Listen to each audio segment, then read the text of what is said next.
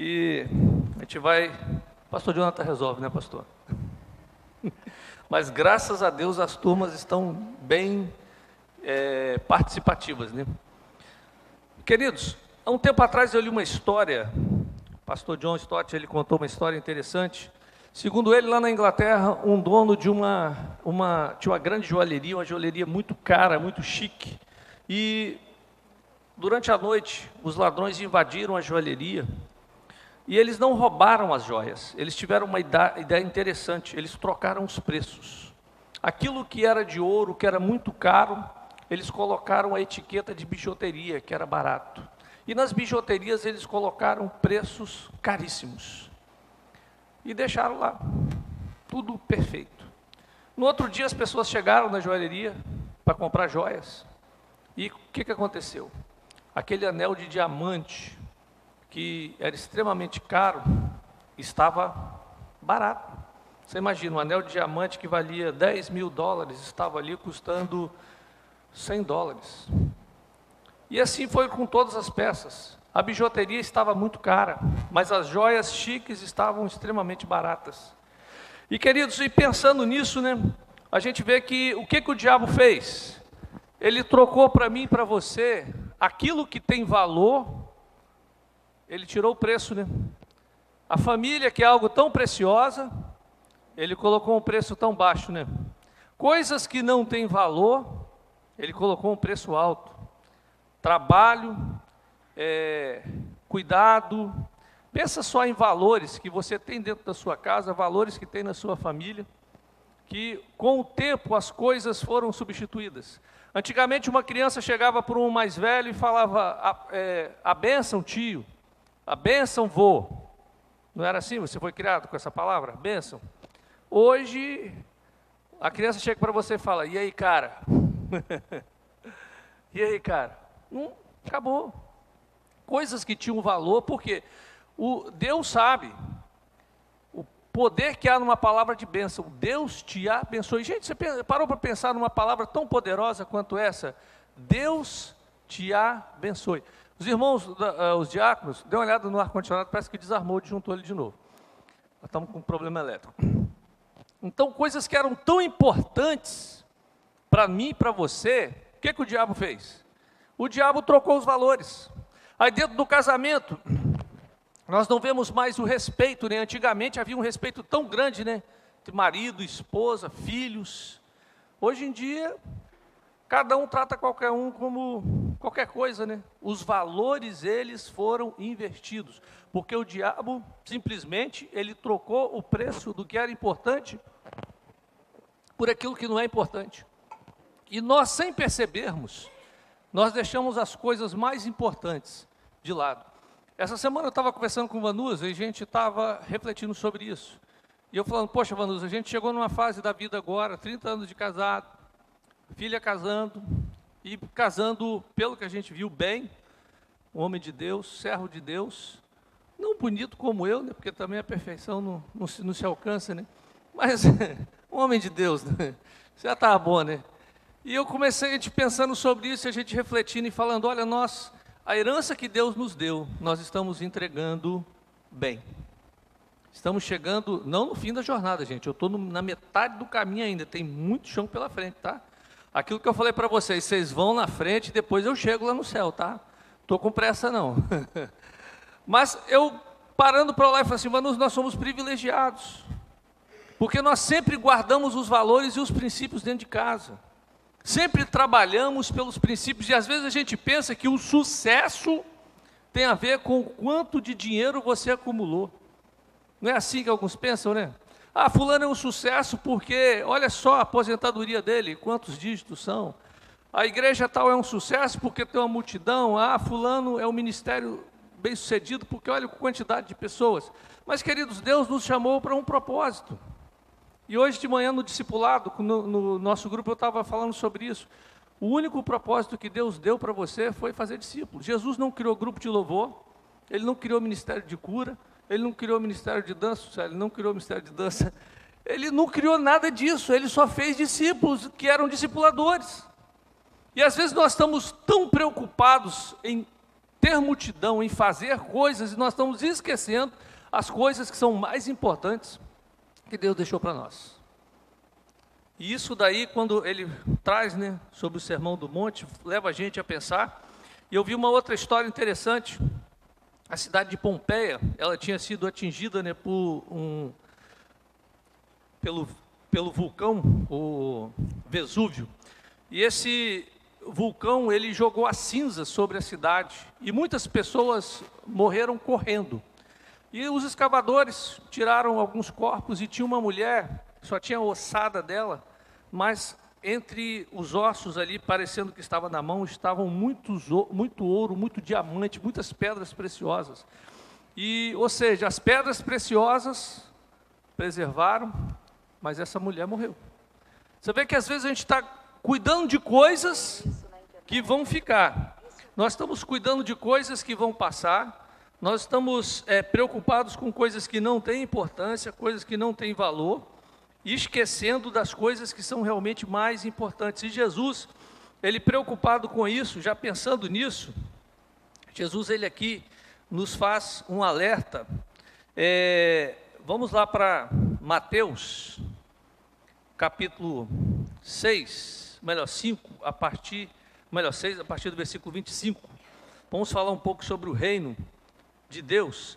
E pensando o que é o reino, quando Jesus disse, buscai primeiro o reino, os judeus esperavam que o reino seria algo físico, seria um império de dimensões físicas, mas o reino que Jesus estabeleceu foi a igreja.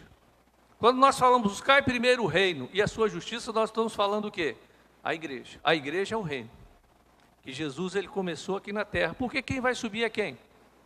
A igreja, é o reino. Quem vai subir é eu e você. Esses dias eu estava vendo algumas igrejas que estão fazendo construções magníficas, e um pastor, ele falando, Jesus está voltando, as trombetas estão tocando, e gritando para todos os lados que as trombetas estão tocando, que Jesus está voltando, que os sinais estão aí. Ele acaba o sermão e fala o seguinte, olha, nós estamos construindo um templo, nós precisamos levantar 100 milhões de reais. Aí eu, mas Jesus não está voltando? Para que quer construir um templo de 100 milhões de reais? Nós estamos esperando ele chegar a qualquer momento. Não é a verdade que nós pregamos, não é isso que nós dizemos? Então está havendo uma incoerência entre aquilo que eu estou pregando e aquilo que é a verdade bíblica, e aquilo que eu estou fazendo na prática. Porque muitas das vezes nós estamos nesse caminho, A gente fala que Jesus é isso, que é aquilo. Tem gente que fala o seguinte, eu amo Jesus, mas não amo a igreja. Como? Você pode amar Jesus e não amar a igreja? Sendo que a igreja foi por quem ele deu a vida dele. E a igreja são pessoas. Tem gente que fala o seguinte, eu não vou na igreja por causa das pessoas. Então você está todo errado. Porque se Jesus morreu por pessoas, porque ele ama pessoas, nós temos que valorizar aquilo que ele valoriza. Mas vamos lá para Mateus 6, 25 a 34. Pode colocar aí, Guilherme, no telão.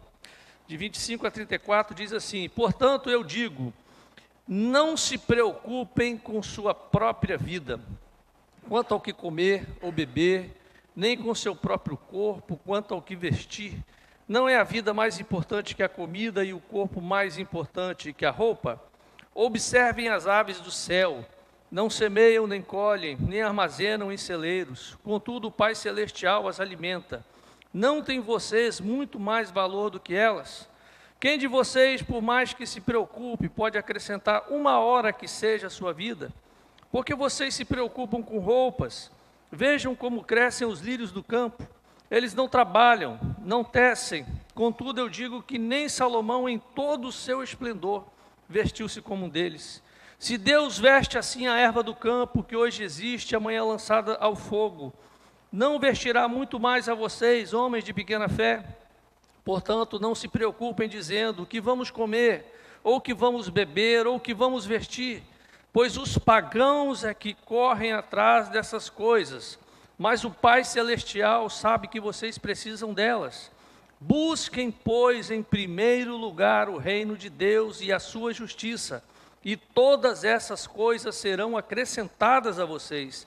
Portanto, não se preocupem com o amanhã, pois o amanhã trará suas próprias preocupações. Basta a cada dia o seu próprio mal. Jesus aqui, ele ensina que nós não precisamos nos preocupar com as nossas necessidades. Que coisa interessante. Às vezes a gente não entende o contexto, mas quando Jesus ele está falando isso, ele fala para uma multidão que vivia num contexto parecido com o que nós temos hoje. Talvez você fale, mas como, pastor? Queridos, aquela multidão, ela estava faminta, precisando de pastor, uma multidão que estava precisando de direção, uma multidão que vivia num contexto difícil, estavam ocupados pelos romanos, havia um rei tirano, haviam cobranças altas de impostos, eles não concordavam com os governantes, havia injustiça social, havia injustiça na justiça, muitos erros estavam acontecendo em volta daquele povo, um povo que trabalhava, como diz hoje, né? Vendia o almoço para comprar a janta. E Jesus diz, não se preocupe com as vossas necessidades. Que coisa, né? E ele fala das duas coisas principais. Ele fala, olha, não se preocupem com o que vocês precisam de comida. Que coisa, né? Você falar isso para quem está precisando de comida e falar assim, não se preocupe com a comida. Uma vez eu tive uma experiência interessante, né? Eu já contei algumas vezes na igreja, mas sempre bom relembrar. Eu estava fazendo um programa de rádio, eu sempre gostei de fazer programa de rádio, infelizmente, rádio você tem que ir todo dia, né? E era 10 horas da noite na tribuna AM, e esse programa ia longe. E um dia uma mulher, ela ligou e pediu uma cesta básica. Aí eu anotei o endereço, lá em Porto de Santana. Lá perto onde você morava. Aí, eu botei o negócio do bolso. No outro dia, fui para a igreja, estou lá tranquilo, esqueci do negócio da mulher, gente. Eu estava com a mesma calça e esqueci. E o dia foi passando, e chega lá pelas 2, 3 horas da tarde, olha como é que Deus trabalha, né? Às vezes a gente se esquece, mas Deus faz questão de nos lembrar. Um irmão da igreja, ele foi no supermercado fazer compra, e Deus disse para ele o seguinte, compra tudo que você for botar em dobro. E disse ele que aquela voz era forte, compra em dobro. E era uma pessoa abastada, com muito dinheiro. E ele foi comprando, tudo em dobro. Picanha, em dobro. Tudo assim, coisa boa. Gente, coisa boa. Ele foi comprando e botando em dobro. Biscoito recheado, só coisa boa. E fez a compra dobrada. E ele não sabia para quê. Dele que a palavra era muito forte no coração, compra em dobro. E ele botou no carro, deixou no carro e falou assim, eu não sei o que eu vou fazer. Mas aí na mente dele veio uma palavra, procura o pastor Eldo. Aí eu estou lá na igreja, às 4 horas da tarde ele chega, pastor, cara, eu não sei se vai fazer alguma razão para você. Eu não sei se você está precisando, né? De repente você está precisando, não falou nada com ninguém. Eu até caprichei, porque eu pensei que era para você, senhor. Aí ele falou assim, eu fui no supermercado e o Espírito Santo falava assim, compra em dobro, compra em dobro. E eu comprei em dobro. E está aqui, eu não sei o que você vai fazer com isso. Para quando eu vi a compra, na hora a mão foi no bolso. Estava o endereço da mulher. Botei no carro e fui parar lá em Porto Santana. Gente, a mulher é uma serva de Deus. Eu não vi no rosto dela aquela, tipo assim, não. E ela falou algo comigo interessante, ela falou, Deus sempre cuida dos seus, né, pastor? Eu falei assim, é. Aí eu falei com ela, pessoal, não imagina que eu tinha até me esquecido desse negócio. Ela, mas Deus nunca se esquece, pastor. É por isso que ele mandou dizer, olha, não se preocupe, mas ele fala o seguinte, olha, a condição para isso é busque primeiro o seu reino. Queridos, muitas das vezes nós não estamos recebendo o cuidado de Deus na comida, na roupa, nas coisas, porque o reino de Deus se tornou não a nossa prioridade. Aqui o texto diz, buscai primeiro. Qual a prioridade nossa? O reino. Qual a prioridade nossa? As coisas de Deus. A nossa prioridade tem que ser a agenda de Deus. E muitas das vezes nós estamos fazendo o que? A nossa agenda. Depois, se sobrar tempo, se der, aí o que sobra nós entregamos para Deus. Aí nós entregamos cansado, né? Vem para uma reunião de oração cansado. Vem para o culto cansado. Não lê a Bíblia porque está cansado. Está cansado. Porque nós gastamos tudo. E gente, da família é a mesma coisa. A pessoa sai de casa de manhã descansado, com o tanque cheio, chega na rua, gasta tudo, gasta toda a paciência, gasta todo o amor, gasta toda a tolerância. Aí quando volta para casa à noite, as pessoas mais importantes que fez com que ele saísse e trabalhasse o dia inteiro, ele já não tem paciência nenhuma. É o marido que a criança chega e fala: sai para lá, menino! Já viu isso? Já viu esse filme? Fica quieto! Porque gastou tudo onde não precisava, e aonde precisava estar cheio, está vazio. Então nós somos uma geração que nós estamos trocando os valores das coisas preciosas. O que é mais importante está se tornando a coisa menos importante. Gente, eu digo que hoje eu posso falar isso, chegando nos meus 30 anos de casada, minha filha decolando para viver a vida dela, e eu posso dizer que eu e a Vanusa, nós estamos melhor do que o primeiro dia de casamento. Isso, a gente parou e a gente conversou, falou: cara, nós estamos melhor do que o primeiro dia. Nós já realizamos o nosso projeto, agora nós vamos aproveitar. Mas aproveitar trabalhando na obra, né? Cheio de ideia, cheio de vontade de fazer. Eu falei: Vanusa, só estou esperando você chegar para a gente botar fogo geral. Mas por que isso? Porque, queridos, durante o período, durante a sua jornada, gaste tempo com coisas que são importantes.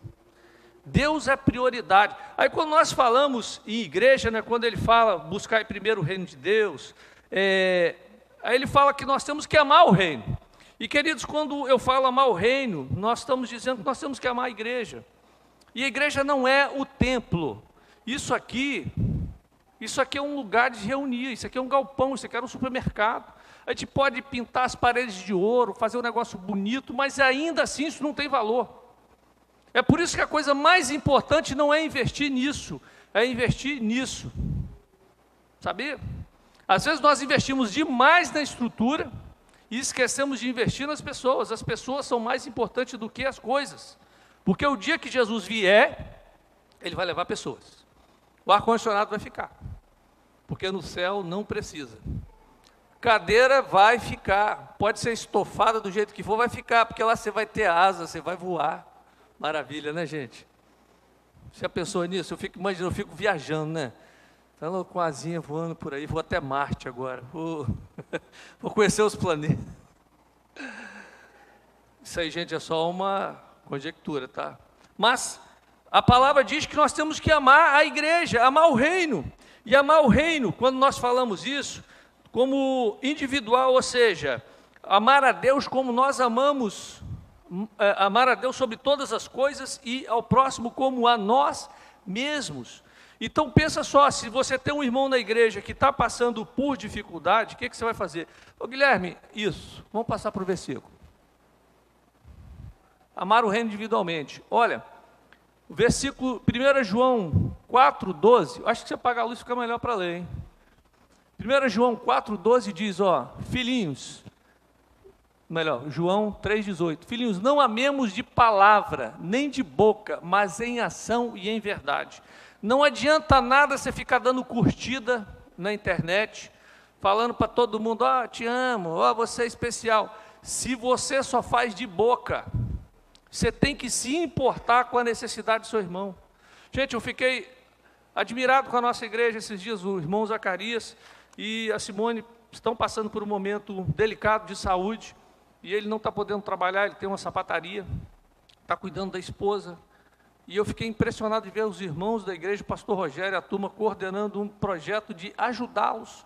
Uma menina fez uma cesta com doação dos irmãos, arranjaram cadeira de roda, arranjaram tudo o que eles precisavam. A gente não precisou sair pedindo. E vários irmãos da igreja têm sido abençoados. A gente não fica divulgando, porque a Bíblia diz, né, que não há necessidade disso, mas as pessoas se preocupando com as outras pessoas, isso é ser igreja, porque a palavra diz, olha, nós não temos que amar de boca, igual 1 João 4,12, ninguém jamais viu a Deus. Se nos amarmos uns aos outros, Deus está em nós, e em nós é perfeito o seu amor. Um tem que amar o outro. Gente, amar algumas pessoas é difícil. Não é difícil. É muito difícil. E perdoar também. Não pensa você que perdoar é fácil, não. Não é simplesmente chegar, ó, te perdoo, não. Perdoar é trazer para perto de novo aquele que te ofendeu. Porque às vezes a gente fala o seguinte, eu perdoei, mas vive o seu caminho. Não, você não perdoou. Se você perdoa, você traz para o seu lado. Como é que foi o perdão de Deus que nós recebemos na cruz através de Cristo Jesus? Jesus nos trouxe de volta para a posição que nós tínhamos na criação e ainda nos colocou nele. Por isso é que perdão envolve morte. Jesus só conseguiu fazer isso porque ele morreu. E só consegue perdoar quem morre. Porque olha, é difícil. É difícil perdoar. É por isso que perdoar significa morrer. É por isso que o evangelho significa morrer. Porque, gente, eu falo isso aqui várias vezes, mas sempre a gente tem que ilustrar. Quem nasceu de novo morreu. Por isso é que o evangelho significa novo nascimento. Aquele homem com aqueles velhos hábitos, aquele pecado, ele morre para o pecado. Aquele que tinha desejo da prostituição morre, aquele que tinha desejo de roubar morre e nasce de novo. Hoje eu estava vendo um testemunho interessante de uma mulher e ela nasceu com esse negócio que a pessoa fala que, não sei o meu sexo. Infelizmente tem uma geração que está dizendo isso, mas ela se identificava como homem e começou a viver como homem. Mas um dia ela encontrou com Jesus e diz ela que foi algo tão incrível que ela chegou na igreja e ela ouviu a palavra e o evangelho bateu tão forte nela que ela saiu dali com o coração totalmente transformado. Ela falou, olha, os meus desejos morreram naquele dia e nasceu uma mulher.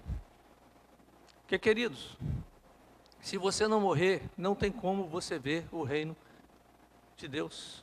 E para morrer, significa que você vai morrer para seu orgulho, para suas vontades.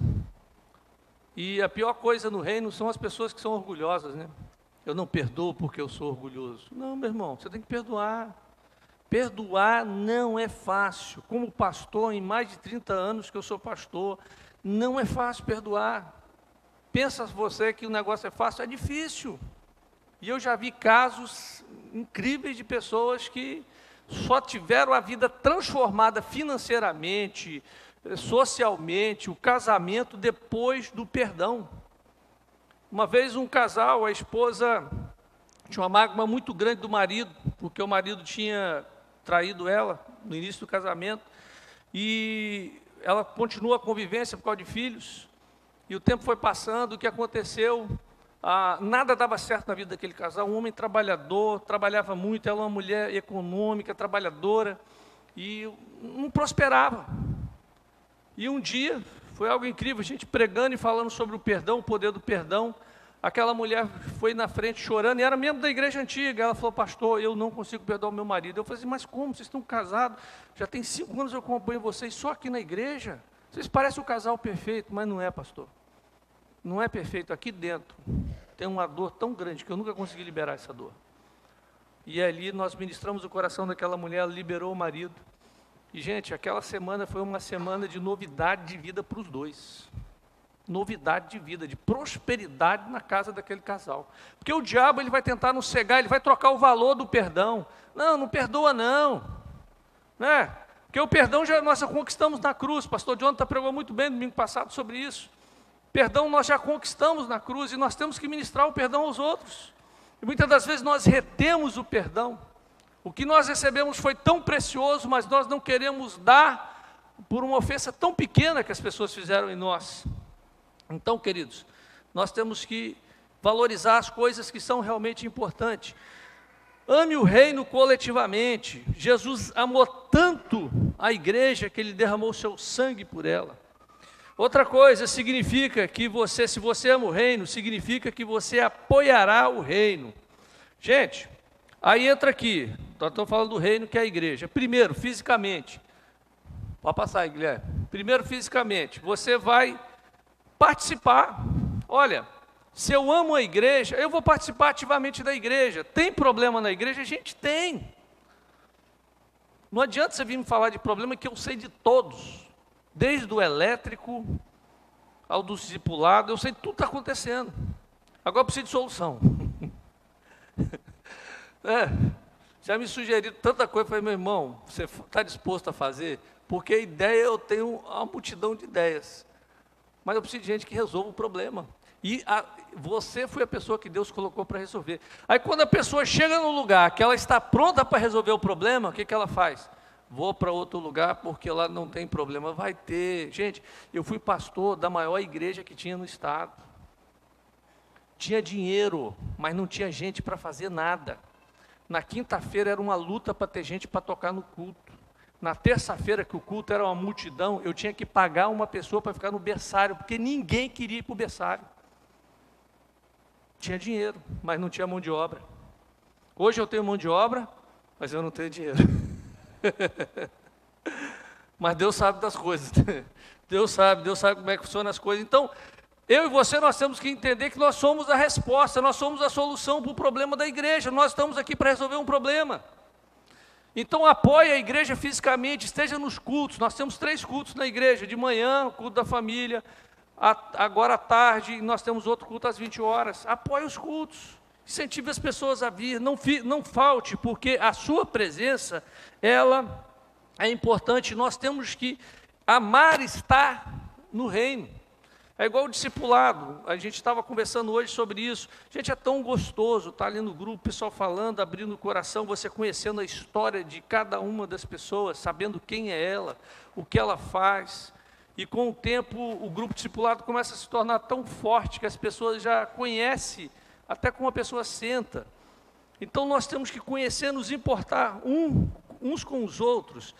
Então, queridos, infelizmente, muitas vezes nós vemos que na igreja as pessoas elas falam muito e agem pouco. E se eu amo, eu tenho que falar menos e agir mais. Casamento só vai dar certo se você falar menos e agir mais. É assim que funciona. Não adianta você reclamar da esposa, reclamar do marido, reclamar que a casa está ruim. Comece a fazer as coisas. Em vez de reclamar, comece a ser o proativo, comece a trabalhar, você vai ver as coisas funcionando. Então, se nós vamos buscar primeiro o reino, nós devemos sustentar a igreja fisicamente e não apenas confiar em outros para fazer o trabalho do reino. A igreja só vai existir se você se dispor a fazer, se você se dispor a ser a resposta de Deus. E olha, Deus dá dons e talentos aos homens, e esses dons e talentos é para ser usado, e nós temos que usar na obra, porque Deus vai cobrar de você o que você não fez. Como eu disse, é muito fácil ver o defeito e procurar outro lugar. Como eu falei, eu fui pastor de várias igrejas, com estilos diferentes, e todas elas sempre tinham defeito. Eu até pensei, será que o defeito sou eu? Porque é melhor às vezes trocar o técnico do que trocar o time inteiro, né? Aí eu ia para outro lugar, tinha mais defeito, falei assim, rapaz, é a igreja, é composta de pessoas que tem necessidades, e você vai ser o suporte do seu irmão, você vai ser o apoio do seu irmão, você vai ser aquele que vai ajudar o irmão, e lógico que aqui Deus vai tratar o seu caráter, e uma das coisas que Deus vai tratar em nós são os frutos do Espírito, porque dons são de Deus, dom de tocar, cantar, falar em línguas, profetizar, isso é dom de Deus, é do Espírito. Agora, fruto é seu, paciência, amor, temperança, domínio próprio, longanimidade, essas coisas é você que gera. E aqui Deus vai colher os frutos. Não pensa você que Deus vai vir com o Espírito Santo, né? E vai chegar, olha, aqui está a Evelyn, deixa eu tirar toda a paciência da Evelyn, deixa eu tirar os frutos de paciência. Não, Deus vai botar uma pessoa chata do lado dela que vai sugar toda a paciência dela. É assim que faz. Deus usa pessoas para coletar. Agora tem gente que tem a paciência de Jó, né? Está cheia de dom. Tem gente que é igual Barnabé, cheio do Espírito, motivador, aquele que levantava as pessoas. A igreja precisa de pessoas que são assim, que são motivadoras. Então, queridos, se você entende que a igreja é o reino, que ela é composta por pessoas como eu, ela só vai ser amigável se você for. Ela só fará um grande trabalho se você fizer, ela fará doações generosas para muitas causas se você for generoso, ela trará outras pessoas para a sua comunhão se você trouxer, Seus assentos serão preenchidos se você os preencher. Será uma igreja de lealdade e amor, de fé e serviço, se você fizer isso. Ou seja, tudo aquilo que você fizer, isso vai ser a igreja. Então, nós apoiamos a igreja fisicamente, apoiamos a igreja em oração. Lá em Atos 12:5, o texto diz que a igreja estava reunida, porque Pedro estava preso. Enquanto a igreja orava, o chão tremeu. Não pense você que quem vai mudar o Brasil é político. Quem vai mudar o Brasil é a igreja. Você, como membro, você tem que ser político. Você tem que ser. Você tem que pegar a bandeira, você tem que ir atrás. Você sim. Mas a igreja, ela tem que orar para mudar a nação. Como igreja, porque quem vai mudar o Brasil é a igreja. Uma igreja que prega a palavra, uma igreja que não tem medo de falar a verdade. Uma igreja que não negocia o púlpito, que não negocia com a verdade. Então, nós temos que entender que o poder da oração, e o diabo quer fazer o quê? Que você ache que a oração não tem valor. A oração se tornou uma joia barata na vida das famílias. Que o diabo colocou para você a seguinte ideia: oração tem valor não, bobo, você está orando há tanto tempo, isso não acontece. Mas o preço da oração é extremamente alto, porque Jesus, ele orou, e Jesus, ele nos ensinou a orar. O valor da oração é fenomenal. Há um tempo atrás, eu já contei para vocês, eu sempre convivo com alguns empresários, e o empresário falou comigo algo interessante. Ele é dono de uma transportadora, uma das maiores transportadoras do Brasil. Ele é da igreja lá em Curitiba, da Igreja Batista de Curitiba, e ele estava falando comigo: pastor, eu comecei a minha empresa com um caminhão 1113, e eu dirigindo, queixo duro, eu ficava até cada bração, né, só virando lá o que caminhão queixo duro. E ele falando: olha, eu orava todo dia, eu e minha esposa, porque o casal tem que aprender a orar junto, e nós como casal, nós temos o hábito seguinte, cada um por si, né, e Deus para todos. Mas essa é a ideia do diabo, né? Mas a ideia de Deus é casal ora junto. Porque se dois concordarem na terra, o que a palavra diz? Se dois concordarem na terra, o que vai acontecer? Será dado. Aí o casal um ora para um lado. Aí antes você parou para pensar como o diabo trabalha. Antes de orar, briga. Aí briga. Né, Jonathan? Né, pastor?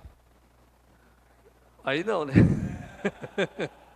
Antes de orar, o casal briga, aí não ora. Agora o casal que entende o projeto de Deus, eles param para orar juntos. E eu sempre falo, o pessoal fala: pastor, tem que orar com o olho fechado? Para quê, meu irmão? Se a gente ora com o olho fechado aqui, para você não ficar olhando para o outro, né? Mas não está na Bíblia dizendo que você tem que fechar os olhos. Eu aconselho o casal a um olhar no olho do outro e orar. Um ora, o outro ora, pelo projeto de vida. E ele falava: eu e minha esposa, nós oramos todos os dias até hoje. O hábito da oração nós entendemos que é inegociável. Eu e minha esposa, nós não negociamos a oração. Nós chega 10 horas da noite, nós paramos tudo, nós vamos para o quarto. Se nós estamos num hotel, onde nós estamos, nós paramos tudo e nós vamos orar. E nós oramos pelo dia, agradecendo, nós agradecemos a Deus o que Ele tem feito, agradecemos as misericórdias, nós passamos um tempo contemplando Deus. É o tempo nosso com Deus. E depois ele falou assim: às vezes nós até esquecemos de pedir, porque nós agradecemos tanta coisa, que às vezes na hora de pedir a gente para. Aí Deus começa a abrir as chaves dos céus. Queridos, oração é inegociável. Assim como o perdão é inegociável, a oração é inegociável. Você como casal, você solteiro, não negocie o tempo de oração. O diabo está dizendo para você o seguinte: é algo que não tem tanto valor, não há tanta importância, Deus já decidiu o que vai fazer, meus queridos. Deus entregou a terra nas suas mãos. Ele só vai agir se você pedir, se você tocar a presença dEle. E às vezes nós não recebemos, nós não temos, porque nós não oramos. É o que ele diz, né? Vocês não sabem pedir. Se você bater na porta, ela vai se abrir. Apoiamos a igreja também verbalmente, Efésios 3:10. Você tem que pregar o evangelho. Queridos, a única ordem que Jesus deixou foi fazer discípulo. Ele não mandou construir. Ele não mandou criar grupo de cura interior, grupo de libertação. Ele não mandou fazer nada disso. Grupo de louvor. Não mandou. Ele falou, vão e façam discípulos. E às vezes nós estamos entendendo discípulo. Não, pastor, estou sustentando um missionário lá na China. Legal. Mas aqui, quem é o seu discípulo? O dia que você passar dessa terra para outra, quem ficou no seu lugar? Alguém tem que ficar no seu lugar. Foi assim com Jesus. Jesus foi para o céu e deixou 12. Estou contando com Paulo. Deixou 12. E os 12 encheram a terra. E eu e você, nós temos que fazer a mesma coisa, queridos. Nós temos que formar discípulos, pessoas que serão melhores do que nós. E graças a Deus nós vemos a igreja avançando. Hoje nós temos música em todos os departamentos, nós temos pessoas ensinando, pessoas discipulando. Temos que formar discípulos. A igreja não pode morrer em mim. Se a gente vai fazer um reviva, eu não preciso falar. Tem que ter gente que fala e fala melhor. Eu fico feliz quando eu vejo alguém pregando aqui na igreja, igual a gente tem visto nos domingos, na quarta-feira, pessoas que pregam melhor do que eu. Graças a Deus por isso. A igreja precisa que nós façamos cada vez mais discípulos. Outro ponto, que nós apoiamos a igreja financeiramente, queridos. Tem gente que dá dinheiro para tanta coisa, mas quando fala em investir na igreja, não dá. Olha, aqui a gente não fica pedindo dinheiro, porque eu entendi há muito tempo atrás que Deus vai sustentar a obra dele. Deus tem um compromisso com a obra, e Deus tem um compromisso com quem é fiel. Como eu disse, eu ando com empresários, homens que começaram do zero, que não tinham nada, hoje são muito ricos, e uma das premissas desses homens sempre foi mordomia no reino. Há um tempo, esses dias eu fui num velório de uma ex-ovelha minha de outra igreja, e a família ligou para mim, que eu acompanhei ele no hospital durante os últimos dias, e uma coisa que me marcou na vida dele, eu falei no culto fúnebre dele, eu falei, olha, logo que ele se converteu, ele tinha muita terra, ele tinha acabado de vender uma madeira, e era uma segunda-feira, ele recebeu o dinheiro, ele foi lá na igreja, me procurou, e falou, pastor, eu vim entregar o dízimo. Eu falei assim, rapaz, mas hoje não tem culto. Não, pastor, que eu vou sair para trabalhar, e eu entendo que isso aqui não é meu, é do Senhor. E um homem que a gente sempre acompanhou, a prosperidade sempre sobre a casa dele. Tudo, quando eu falava, nós vamos fazer uma campanha para tal coisa, ele era o primeiro a chegar e já falou, pastor, estou mandando Pix, estou mandando oferta. Aí você entende por que prospera. A nossa igreja mantém esse monte de missionários fora, mantém com carro, com combustível, porque tem empresário que bota a mão no bolso e manda o dinheiro todo mês. Esses caras entenderam o princípio da prosperidade. Eles entenderam que ter dinheiro, o dinheiro vai ficar, gente, o dia que eu morrer vai ficar. O ano passado eu fiquei muito triste. Um amigo meu, pastor, um jovem, um pastor novo, ele descobriu uma doença terrível. Aquela doença que vai paralisando os músculos, né? E ele, novo, já está começando a perder a locomoção. E eu falando, poxa, mas esse homem tem tanto para fazer. E naquela mesma semana eu fui visitar uma outra pessoa, com 57 anos de idade, um homem com a mesma doença. E ele falou comigo, pastor, eu trabalhei a vida toda, eu juntei dinheiro para ter uma aposentadoria legal, para viajar, para curtir a vida. Agora que meus netos nasceram, começaram a nascer, eu ia curtir a vida, eu estou gastando 10 mil todo mês com fisioterapia e fonoaudiologia. E eu comecei a ver, gente, o que é a vida? Às vezes a gente dá valor ao que não tem valor. O diabo trocou os valores na nossa mente. Ele botou valor naquilo que não é importante e tirou o valor do que é importante. E naquele homem, pelo menos eu vi algo, ele cultivou o casamento, porque agora, na hora da enfermidade, a esposa está do lado dele. Está ali, segurando o rojão. Eu até falei com ele, se você não tivesse trabalhado a sua família, agora a sua mulher tinha te largado. Ele falou, pois é, pastor, ela é uma guerreira. Está ela e os meus filhos aqui do meu lado. Às vezes nós damos valor que não tem valor. Nós gastamos a nossa energia com aquilo que não é importante. Então, queridos, quando nós entendemos que a igreja, ela tem um projeto, o projeto da igreja é ganhar pessoas para Jesus.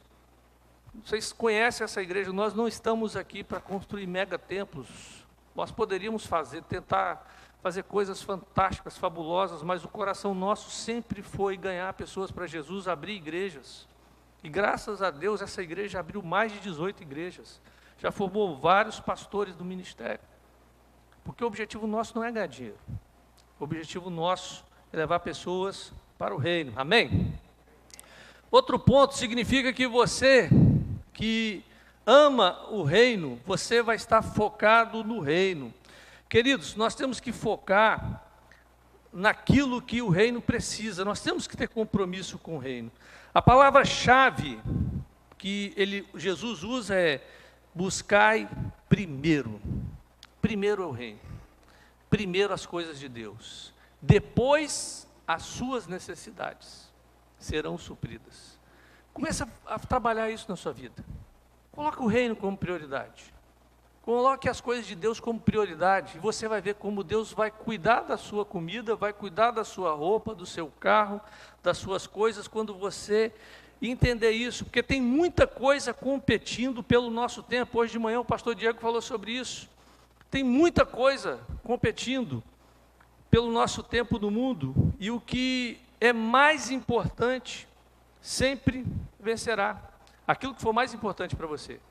Se o seu trabalho é mais importante que as coisas de Deus, você não vai ter tempo para as coisas de Deus.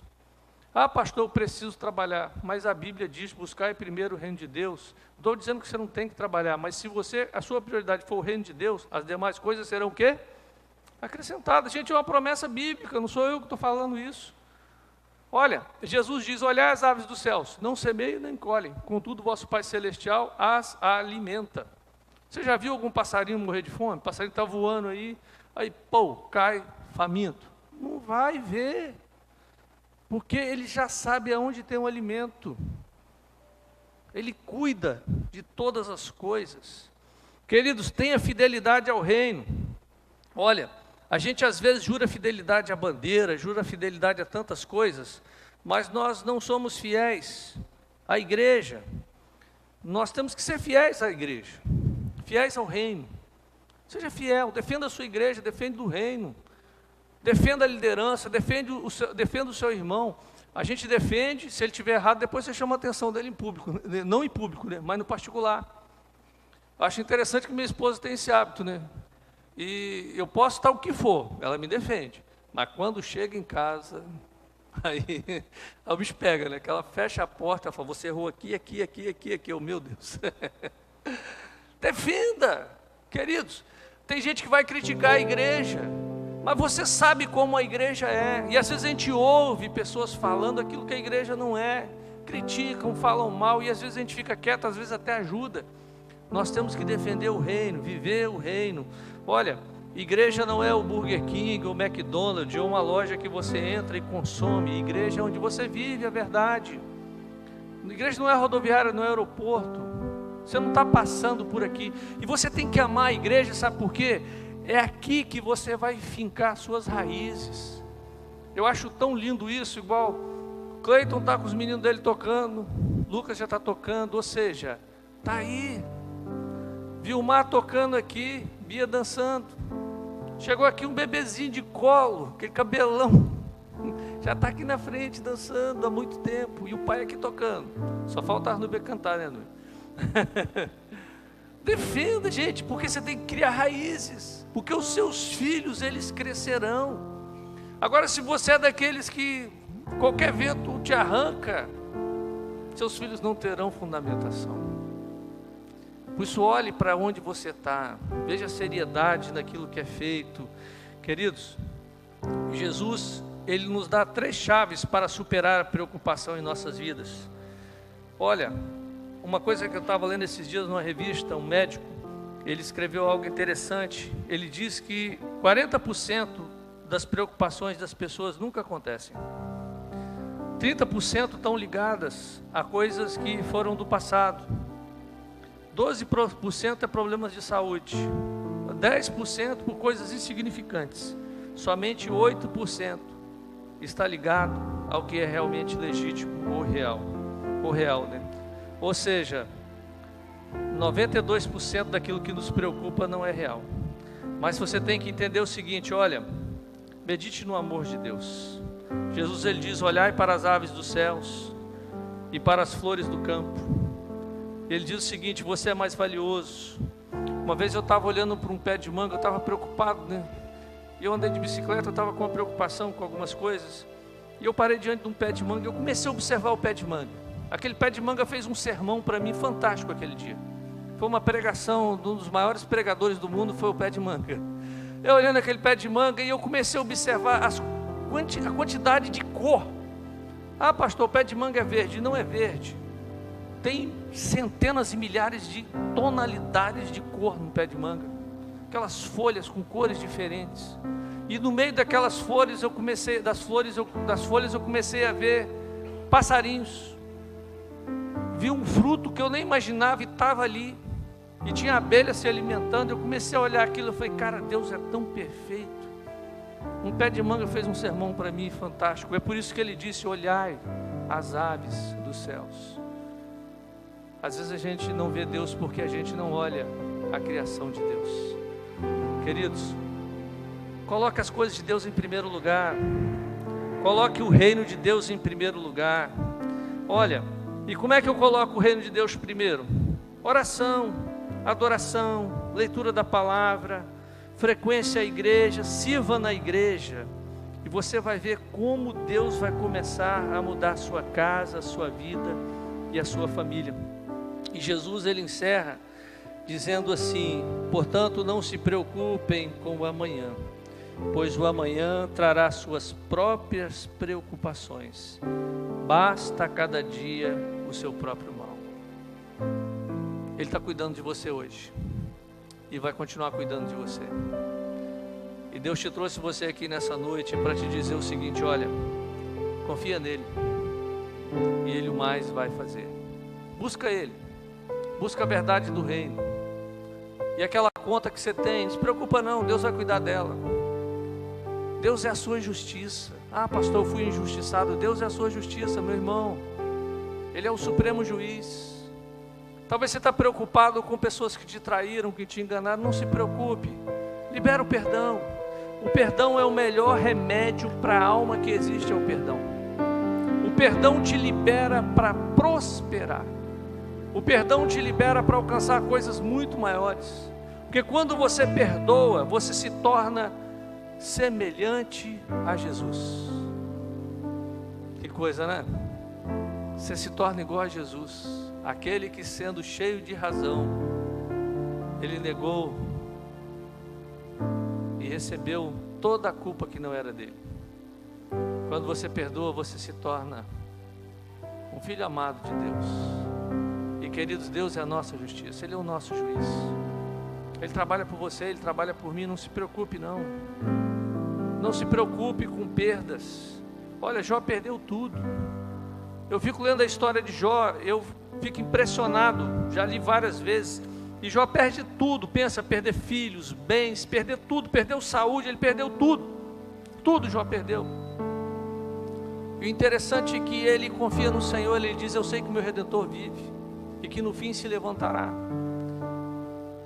E olha, no início de Jó, você vê os amigos diante de Jó, acusando Jó. Aí no final do livro de Jó, você vê parente dando dinheiro para Jó. A Bíblia diz que Jó ficou muitíssimo rico, doação de parente. Gente, algum parente já te deu dinheiro? Muito dinheiro. Algum parente chegou para você e falou: estou te dando um carro zero, toma aqui um Cross zero. Te deu? Deram para Jó. Deram para Jó. Parente botar a mão no bolso para dar para outro, cara, é um negócio difícil.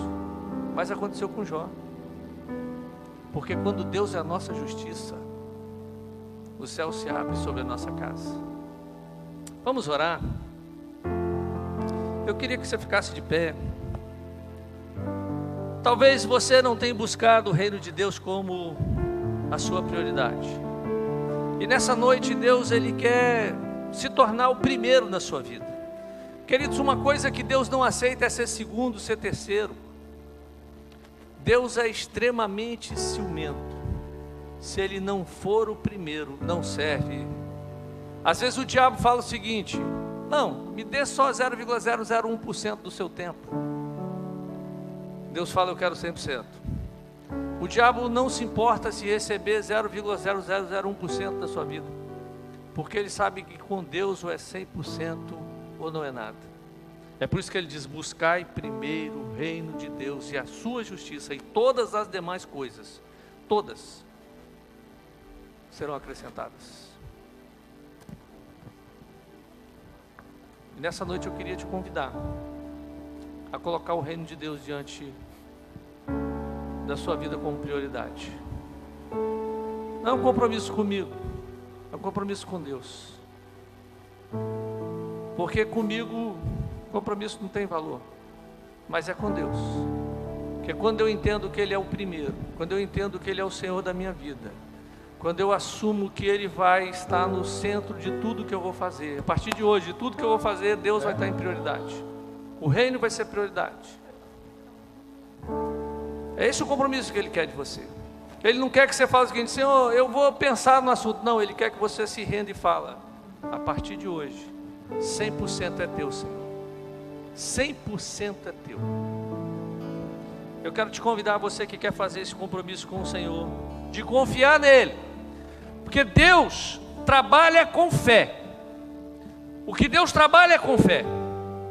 A fé é que nos faz entender que há um Salvador que morreu na cruz por mim e que eu não preciso fazer nada para ser salvo, a não ser crer que Ele é suficiente. A fé é dizer o seguinte, Senhor, eu tenho problemas, eu tenho dificuldades, mas eu vou buscar o reino primeiro. Eu vou te colocar como prioridade 0 na minha vida. Tudo que eu for fazer agora, o Senhor é prioridade. Isso é que é buscar primeiro. Se você quer fazer isso nessa noite, quiser vir aqui à frente para a gente orar, consagrando a nossa vida ao Senhor, você vai ver como Deus vai começar a trabalhar na sua casa, na sua família. Se Ele for o primeiro, se Ele for o primeiro, se Ele for o Senhor da sua vida, a sua jornada será diferente. Enquanto nós cantamos, eu quero te convidar a vir aqui à frente, para a gente orar junto.